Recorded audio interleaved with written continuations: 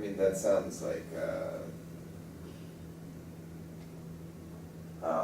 gravity, effectively, right? Good. That sounds like gravity. That's where we're heading. All particles will be equally affected.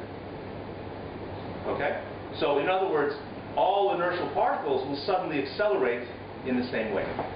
Now, what I do is I can simply pose it to any kind of student who studied mechanics and ask them, is that at all possible? Does it make any sense that you'll have inertial particles, and as a result of some kind of field, suddenly they all accelerate, and they all accelerate in the same way, irrespective of their characteristics?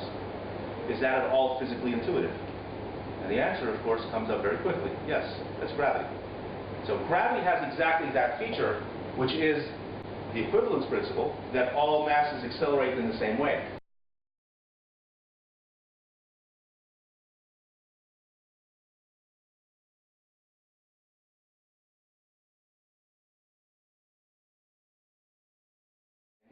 When they come into a certain region of space, they all accelerate. Now, depending on their initial conditions, their direction and speed, their acceleration is added on to the velocity and takes them in a different trajectory and so on. But at any given point in space where there's a gravitational field, there's a unique acceleration pointing in some direction, and it doesn't really matter how the particles are moving with whatever speed, they all have this acceleration at this point in space.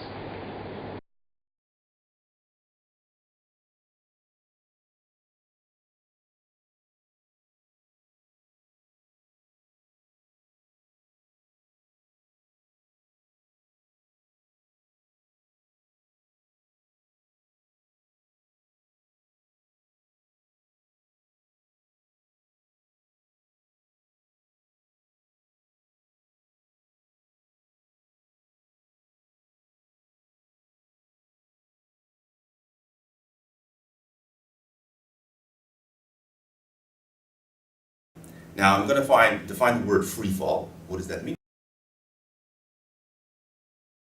You're not resisting the gravitational pull on you.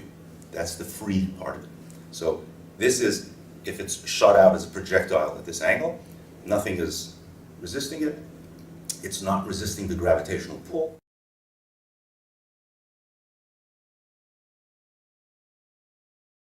Free fall doesn't mean only falling. It means that your acceleration is in the direction, let's say, of gravity. So if you throw something up and it curves down, right? All the while the acceleration is downward. The acceleration is always in the same direction, downward.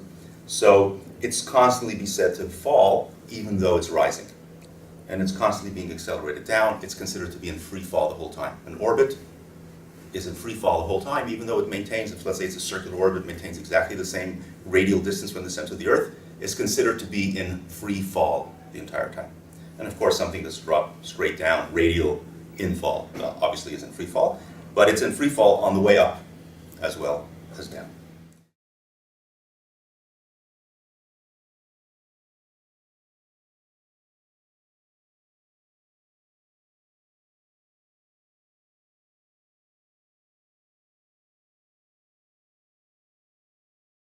We always, certainly in high school, we assume that the gravitational field is the same everywhere, 9.8 meters per second square pointing down. I mean, why complicate matters, right? Let's say we're here in this building. Earth, gravitational field, our building, and the usual assumption that we have this homogeneous, this uniform field where we can describe it as an acceleration of 9.8 meters per second square throughout this building on this floor, at different wings of the floor, up at the top, down in the basement. So everywhere we have basically this uniform field. It's all gravitational acceleration of 9.8 meters per second square down. Right? There is an equal accelerative force acting on all of us. Which means if we don't resist that force, if we allow ourselves to be in free fall, then effectively we are inertial. This kind of field, gravity, right, does not produce any inertial effects, even though the motion is accelerated. Which is kind of weird, because we always used to think that it's not true, that any accelerated motion leads to inertial effects. Now, Einstein says, if you can't distinguish any effect of this kind of motion, you claim that it's accelerated. You say that there's this force of gravity, and you can't measure any kind of acceleration. This is indistinguishable from an inertial state, and I claim that it is inertial.